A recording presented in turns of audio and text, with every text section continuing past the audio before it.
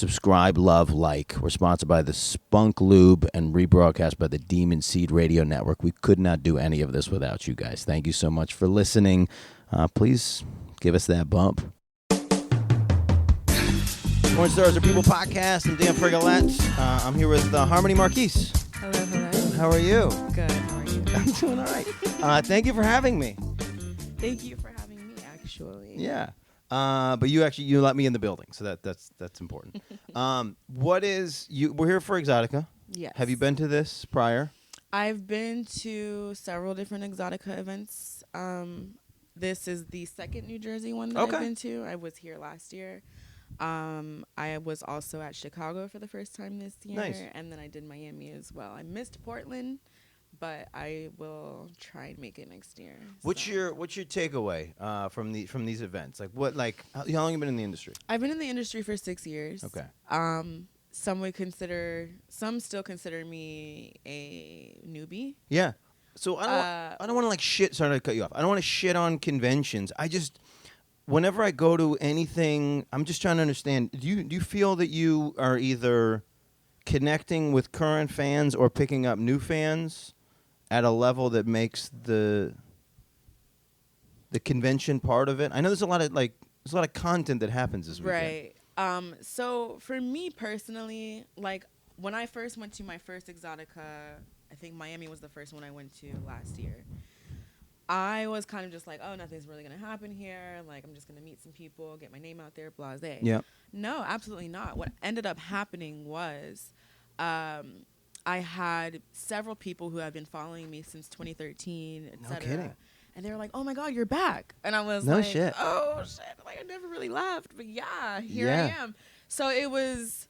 For me, it was a way to see that, okay, these people have been following me for a very long time. Yeah. And they are very much my fans. That's great. 'Cause now I did take a little bit of hiatus. So it had been 2 years where I was only doing a little bit of lesbian and a little bit of fetish here. So I really wasn't in the game, but I was still somewhat active. Sure. So to jump back into things and go to my first convention almost 2 years after being somewhat inactive, and for people to be like, Harmonie, where have you been? Oh my goodness, it's so good to see you. That's fun, right? And producers I don't remember meeting, and I'm like, oh, hi. That's great. That's great. It's kind of, I feel, hit or miss. Yeah. I feel like it depends on the area and how consumer savvy the area itself is. Sure. Because I feel like some areas consume more adult related content than others. There's the suburban. For me personally, in anything I do, I don't really do great in big cities, major cities. Interesting. Small town stuff. Okay. I'm excellent. Can we speculate? Now, I also come from a small town, so I feel like I can maybe relate to a lot of things. Yeah. And maybe they feel that. Well, everything is small town, and then what happens in a big city is they have all the flavors. So no matter what big city you live in, it's even...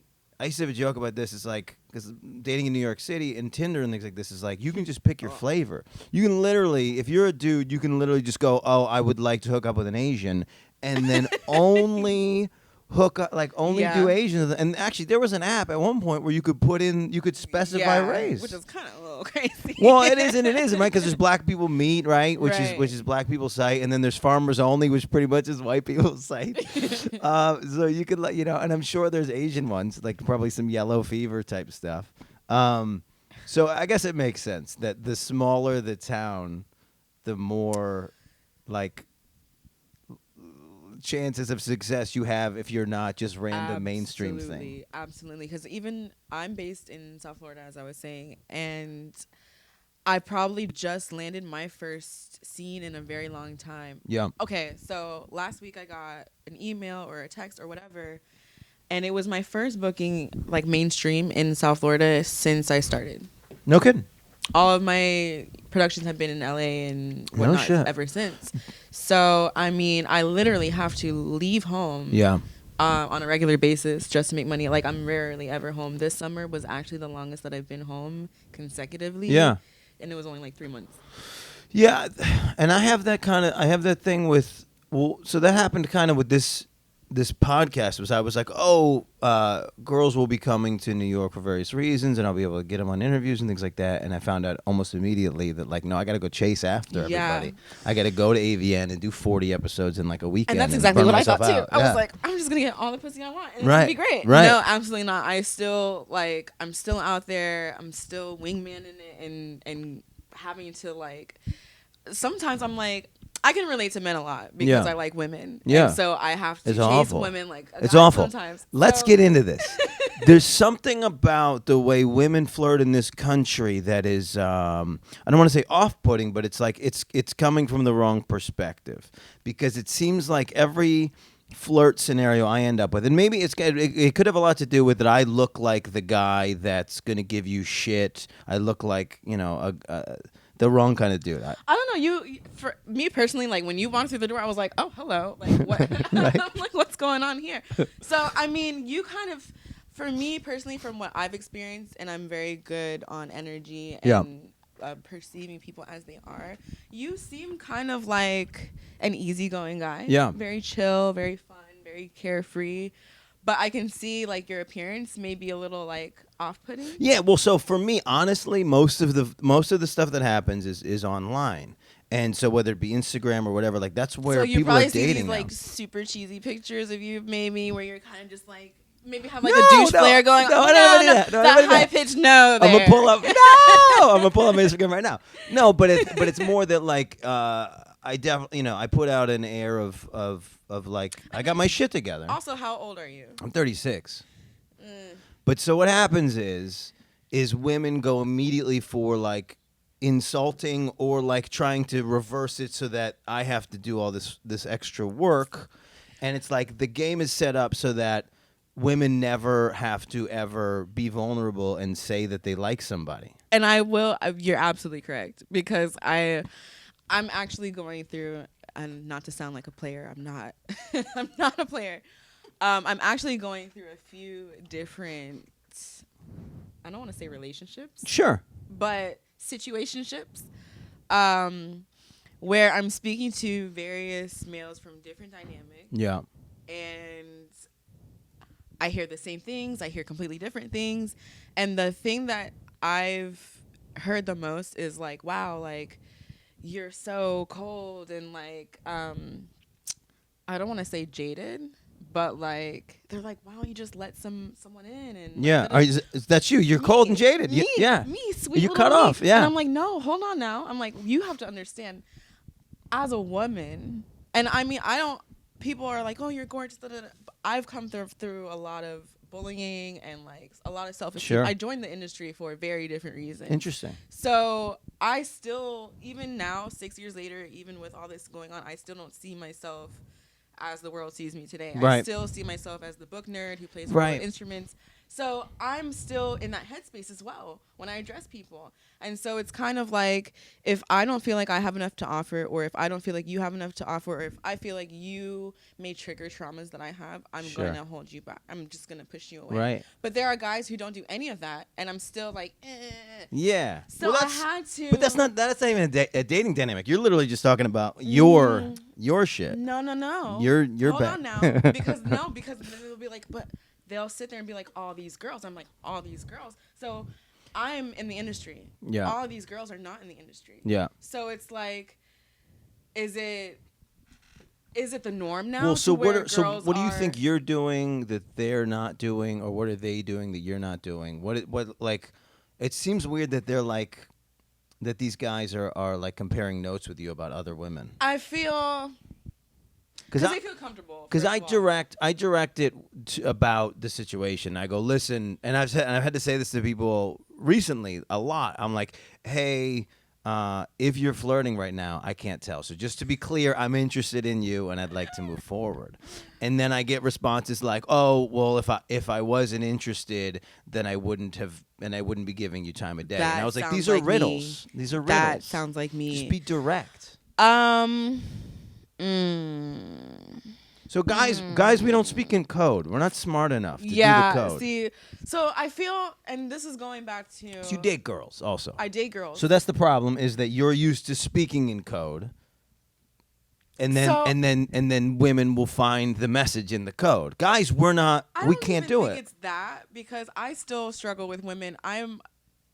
Even some of my friends will say you need more finesse. I can be like, depending on how many drinks I have, I can be like that pervy dude that's like, oh my God, it's scary. Yeah. I'm no different from the average guy. Right. The only thing is I'm a woman, so I when I'm actually trying, I'll make the necessary, like if I see a woman is already somewhat like shifty, I'm not gonna be like, oh hey, what's going interesting on? You know what I mean? Because I've been in that scenario, so I'm gonna approach her like, guys were taught to just muscle through that. Exactly. And it's not even that we're taught. I guess it is that we're taught that because we're taught that the worst that can happen is no. Well, but the thing is, guys encounter girls that do like stages of no. So we're like conditioned to just like put the gas on the first no to find out like how deep this no goes. Now I'm not built that way, so I think I've had a lot of opportunities with women that I had like major crushes on where I bailed because I wasn't getting enough like encouragement, and I'm not trying to actually gonna take away a lot from this interview. Yeah, I'm just saying. And I don't want to feel home and texting everyone. Like, I don't want to feel like I'm convincing somebody to hang. Like I want to be like I want to be chased a little bit too, and it's not that I guess it's not the chase. It's that I want to feel that you chose to be here and not like you could be somewhere else. So, and this is funny because I was recently having a conversation with, I guess you can call him an acquaintance. We haven't even really officially met, but we have good chemistry, and it's like an Aquarius Libra dynamic. Interesting. You're the Libra? Yeah. Nice. We're very into like travel and good. We're like foodies and stuff like that. So we're like anticipating meeting each other. Where'd you meet? But we're kind of at that, like we're both busy. He's a boxer. I'm a model. We're constantly traveling. And so he was trying to fly me out one weekend. And I was like, okay, like, I don't know. I kind of like, I'm very particular about, just getting up and going. Like, And so we were going back and forth. And we finally, in my head, I was like, okay, like, we sat here and we video chatted for like an hour or so. In my head, I'm like, bro, I'm interested. If you can see this, like, I'm going to sit there and do this. Like, I charge people for this stuff. Sure. So here I am shooting the shit, chatting away for free, like, whatever. This is me being like, hey, I'm interested. Yeah. And I told him, I'm like, I mean, I guess you're cool or whatever. If you want to go ahead and book that flight, you can. I'll send you my info, or if you want to send the money, however. And he was like, yeah, sure, I'll hit you up tomorrow. And then I didn't bring it up because I'm the kind of person, like, if you say something and you really mean it, like, I expect you to like back it up. I dig that. That's the kind of person I am. Right. If I made the initiative and was like, hey, I want you to come out here, and I don't hit you up the next day. This is the thing. This quadruple confirm thing seems like something that's happening in the world. I had a date with a girl the other day. I wouldn't say insecure, but I have a lot of like mental shit that I go through where I'm like scared to like but so a lot. So for me it's like I made this plan with this girl. We set a date like Friday. And then Friday comes around, and I don't hear from her at all. So it's like morning is just sort of like I like to leave it that the like let's figure out where we're going day of because of how much people cancel anyway. Mm-hmm. So then if I don't hear from you day of on some like hey what's up shit, then that's kind of a wrap. But it's like I think then I go back and look at my actions and go did I not like put enough.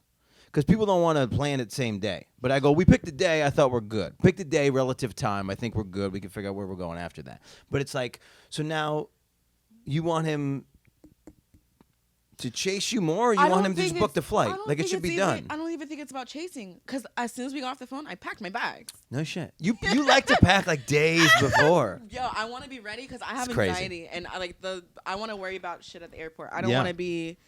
Have you gotten good at it? Like I have locations where everything. I have first, second, and third locations where everything would be. Because like I have like wallet should be in this pocket. If something happens and I do something weird, it'll be in the second pocket. So I have that for almost every item, and I have this mental checklist. So for me, I am like OCD, all this stuff. I have bags for specific regions. Right. Sure. Like if I'm going to West Coast, I need this for this and pack this. If I'm going to like up here, I got my weekend bags. That's all I need. And it's packed with little pockets. Like, I'm super, it's a little weird. But anyways, I was packed. As soon as we got off the phone, I was like, you know, basically my jersey bag, I just added to it. Yeah. You know, I was just like, well. Oh, it was going to be on the tail end of this. It was actually going to be the weekend before. So what happened? So I packed my bags. And I actually updated my tour schedule. I was like, well, I'm going to just throw Minneapolis or whatever in there. Yeah. And We're really narrowing it down. So he's a boxer from Minneapolis. Oh, God. He's going to be like, yeah. So, but more or less, I packed my bags. I updated my tour We know he's not Asian because there's no Asian boxer. So we're really honing it in. And I was just like, and I wouldn't say I have a fear of rejection because I'm rejected on a daily basis in my industry. Sure. You know, reaching out to people. Sure. Whatever. This is a thing. But it was kind of like, I don't want to be too thirsty. Like, okay, he does have money. He does associate with other film models. Yeah. I don't want to be the one that's like, hey, like, I'm not a clout chaser. Right. So I want to make that very clear. What's a clout chaser? A clout chaser is like. Clout chaser. Yes, Got it. Like, I don't, like, Got it. I know a lot of celebrities, a lot of famous people, and you would never know because I don't. Right. So what happened? So I kind of let him. I was trying to like let him take the lead. Like he's an Aquarius male, like let you do your thing.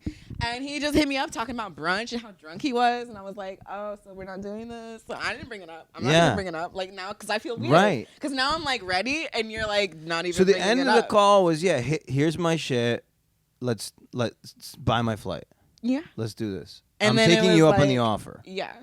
And he did nothing. So nothing happened there, and we just kind of kept like because we talk like almost every day now. Still. So we're just like we're just going back and forth. So he hits me up, and he's a little lit this time, and I'm like, so what happened? Like I guess sure. He was like, you're never gonna come chill. I'm like, I was ready. Right. What do you mean? I was absolutely ready. And he was like, what do you mean? Like you never hit me back up. You never told me like anything about the flight information. I'm like, do you wanna? I'm like, I wish you could like go like. You know, you could retext. Yeah, I wish you could do that in video chat. I'm right, like, that's what I'm like, it was 6 a.m. That's why I'd rather text because then I I'm a cunt. I will screenshot it and I'll send it back and I'm like, I don't understand what you don't understand. You're just as petty as me. Absolutely. Yes. So it's I'm not that even guy. Being petty. I'm that guy. I'm the guy that will literally ignore your call just to text you, just so I can like. Just so I have because I have so much going. I'm sure you do too. I have so much going on. I need a record of shit. So I'm literally. And at this point now, we still had a conversation before video chat that was leading up to this thing. So now I'm screenshotting that shit and like, bro, this was already like we had it. I was already caving into it here. You had it.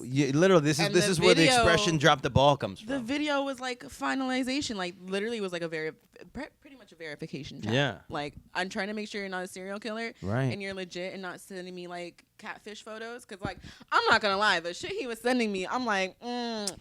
No shit. I don't know. You gotta step your game up if it's like if this is the first time like on some shit. No, it was a little weird. I'm like, you're like do you like to travel? You're too hot. You know, and I'm like, and you're a boxer, boy, please. Like it was kind of like I don't know.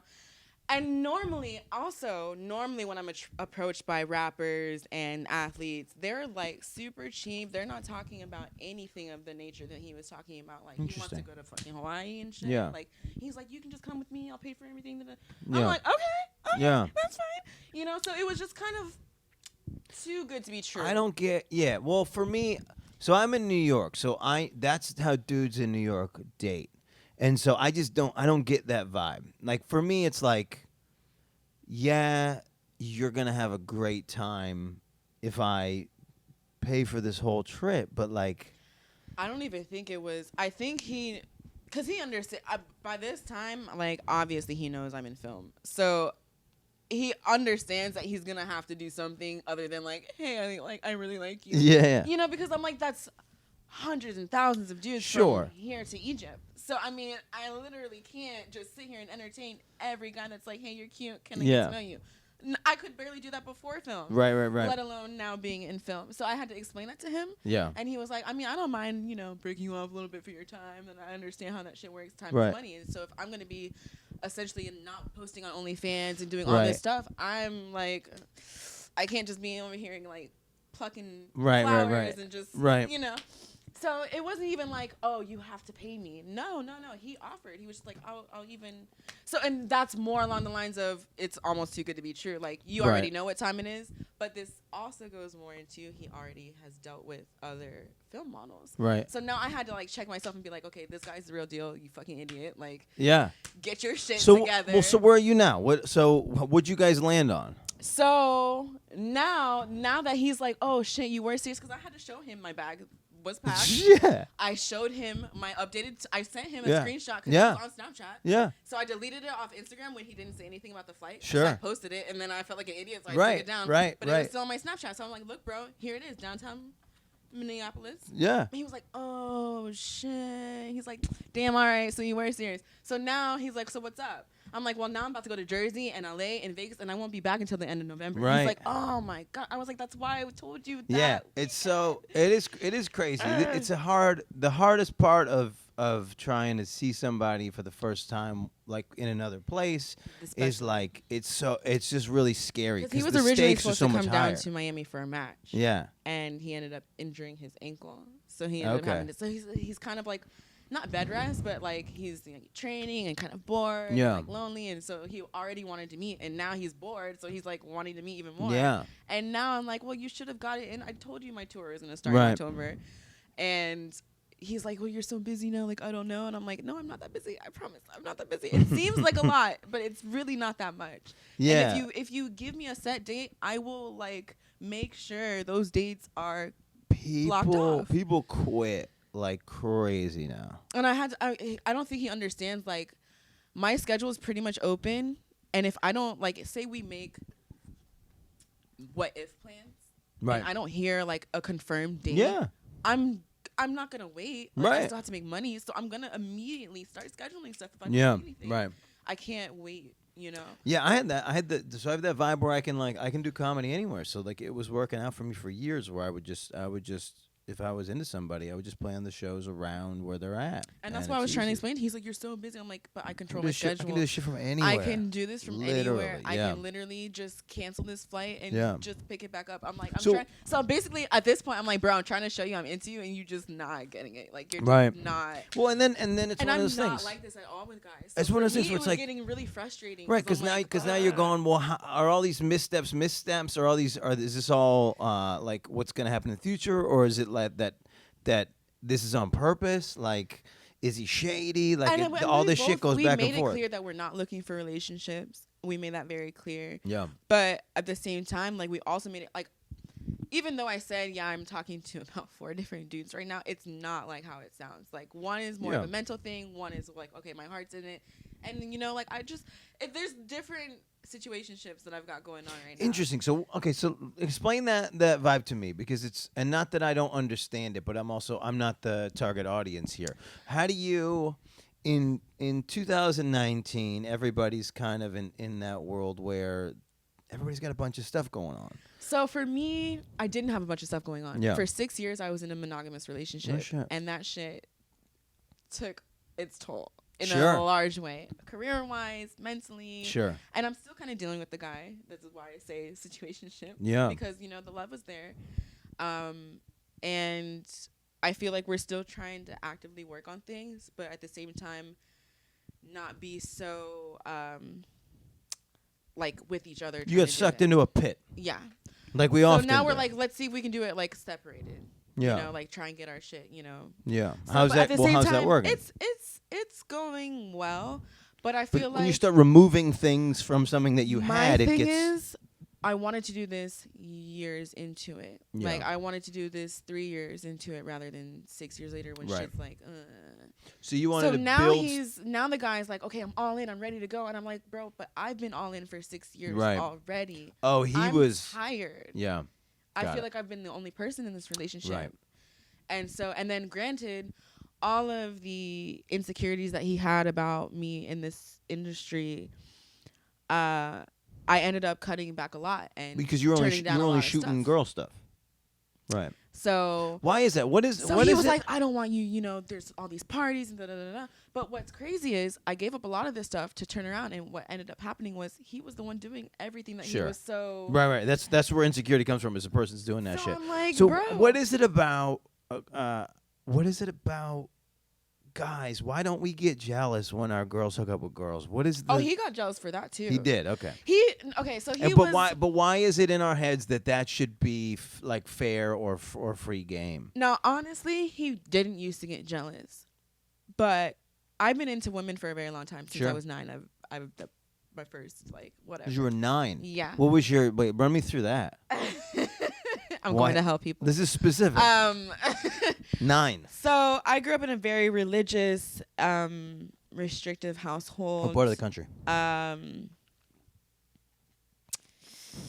mean, so my people are from Guadeloupe. I'm Dutch Caribbean, French, that kind of stuff. But they also, for the first half of my grandparents' childhood, they were like Catholic. Yeah. And then they like converted to what they call true Christianity, which is very similar to like Judaism and where they don't eat pork or shellfish. They do like my grandma just came back from the Feast of Tabernacles. Old Testament very shit. Old Testament, yeah.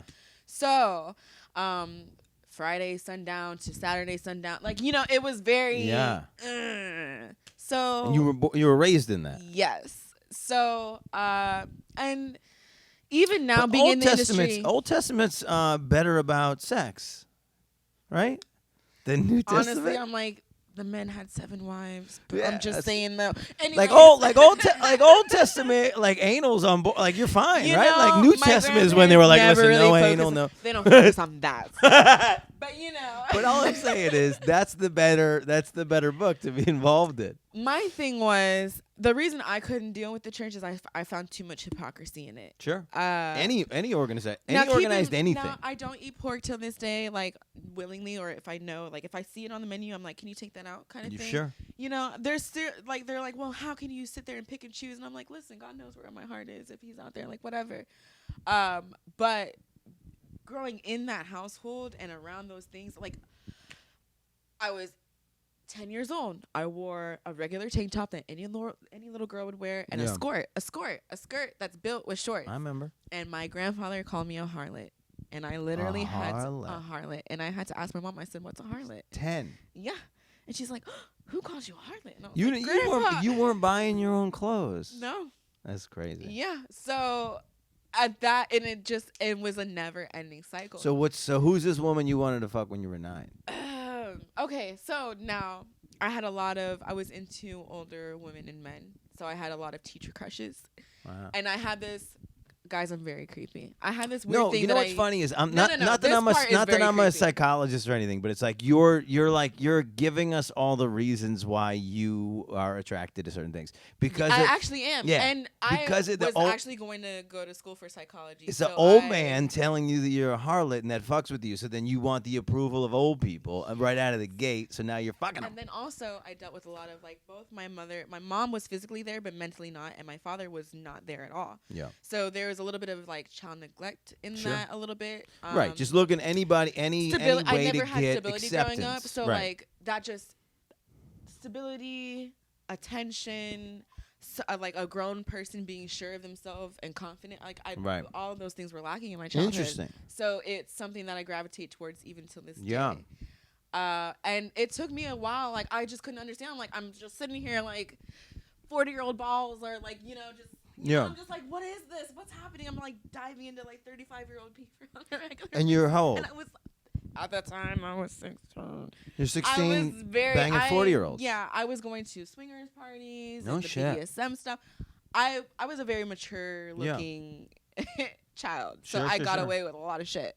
But I also, as you can tell, I'm very mature. I carry myself very well, and I'm not like one of those crazy people that's gonna cry rape if something happens. Right. So I got to experiment in a safe place probably a little bit too soon, I feel sometimes, because now at 24, I more or less know exactly what I want. Sure. And it deters a lot of people. Interesting.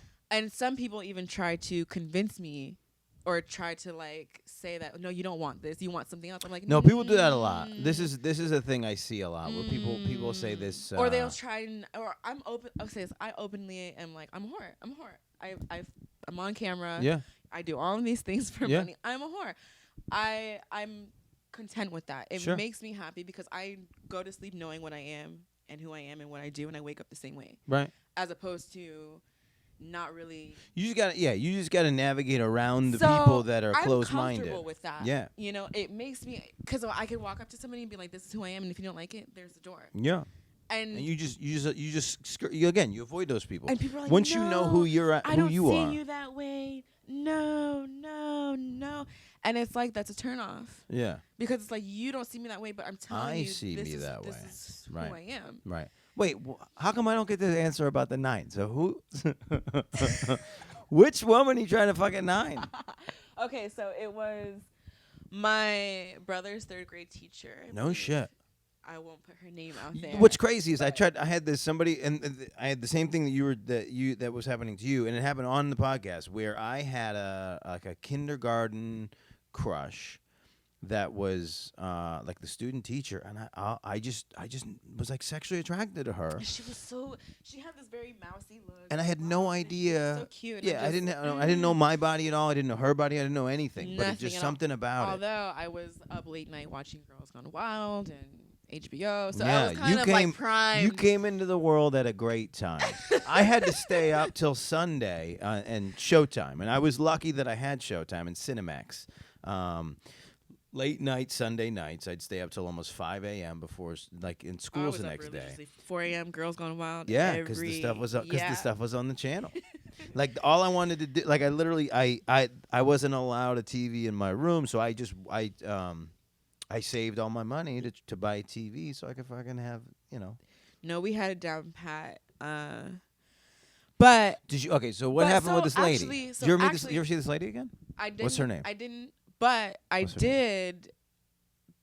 So instead of doing anything with the teacher, obviously I'm 9. Yeah. It's never gonna happen. Right. I ended up building a relationship with a friend of mine, and I was in private school at the time. Mm-hmm. Christian one at that. So it was like, ooh, we had these 15-minute bathroom breaks. Oh shit. You can imagine where No, I can't imagine. Tell me what the fuck. So we had these 15 bathroom breaks. When I shit you not, I looking back, I'm like, what's wrong with me? 9. Yeah. So we're in 2nd grade. We have our 15-minute bathroom breaks, and now I'm like, no, you go in 2 at a time. So I'm like, we got to be the last 2. Yeah. We got to be the last 2 to go in. She's like, okay.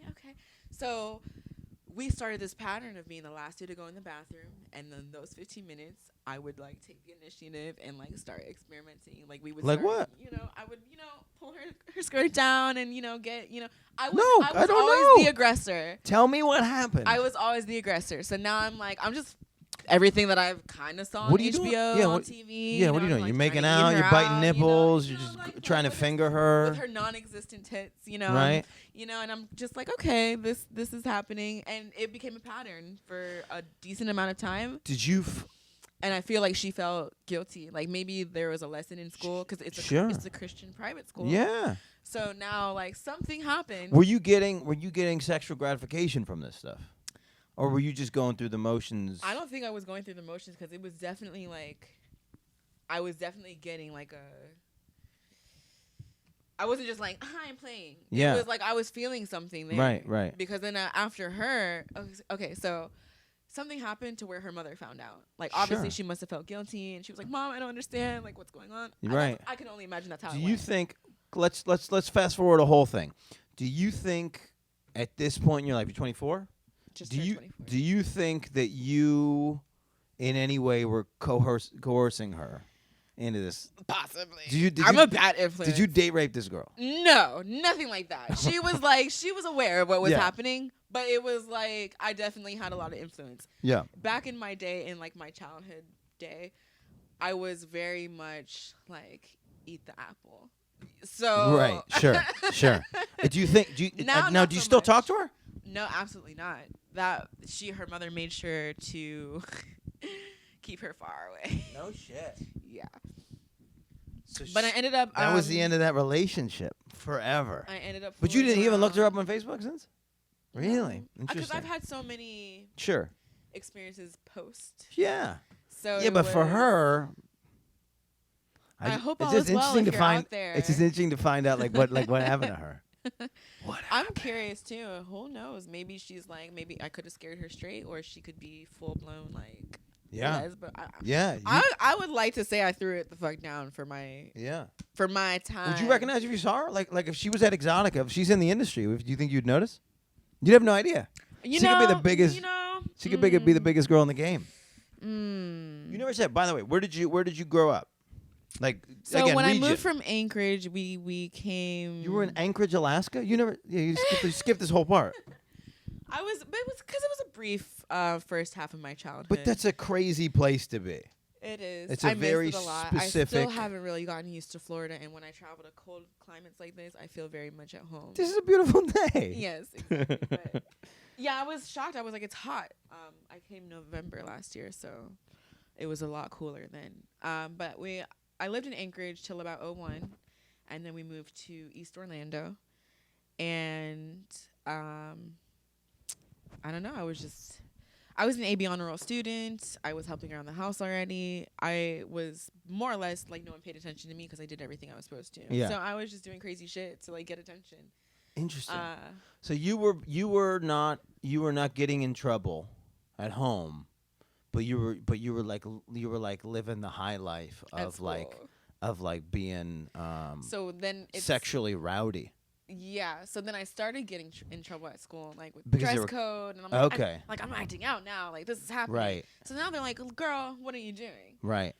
And then they're like, okay, it's a phase. So then when they stop, I swear. So then I'm like, oh, so you stop paying attention to me, so I started sneaking out. Interesting. So, but all this is happening. Meanwhile, my grandfather is literally watching all this happen and is like, oh my God, it's happening again. So my mom got pregnant with me when she was 20. So he's looking at it like you're her clone. Yeah. I see. So now he's you know what's interesting? But and it still well, what's interesting is his parenting created this type of behavior. Exactly. She acted out because he was too super tight. straight. Right. I acted out because I wasn't being paid attention to. Right. And then when my mom checked out mentally and it became like my grandparents started looking after us. Well, so they were your parents. And it's the same cycle. That's crazy. That's really interesting. Instead of me getting pregnant and just kind of like giving up. Well, because you had the second piece. You had the other piece. The other piece was mom doesn't pay attention to me. Mm-hmm. So and I don't want to be that lady. I don't want to be alone. I don't want to be broke. I don't want to do that to somebody else either. That my family has going. Right.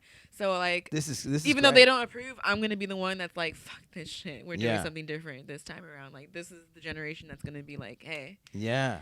And they don't like that. The only person I was really concerned about knowing recently passed away. So and yeah, obviously I care that my family would know, but my family also they don't have we're not like super close. I'm not a trust fund baby or anything like that. So like I don't feel the need to, outside of changing my name, I don't feel the need to like hide anything. Yeah. Or so they know where you're at. They know what you're doing. I definitely try to keep it. I still get scriptures from my grandfather's sister. Paragraphs and paragraphs. Living a double life and yeah. Well, that's how they view it. But do you think you're living a double life? I don't feel like I'm living a double life. I feel like like the reason why we change like our names. Yeah, but the reason why we change our names is not because it's we're trying to live a double life. It's just I want to protect my family. There's that, and there's also just especially with them still being in the church. It's also just fun. It's also just fun to like have this character. I do kind of joke that I'm like Hannah Montana sometimes. Right. But at the end of the day, and I recently, so I have this, I guess you could call him a sugar daddy that I had been dealing with recently, and he kept trying to, he's like, you're such a sweetheart, and I'm like, yes, I already told you I'm an emotional person, and I'm all of these things, but I'm also this now. You know, I've grown into a whole new person. I've forced myself to break through a lot of my traumas, you know, through different things.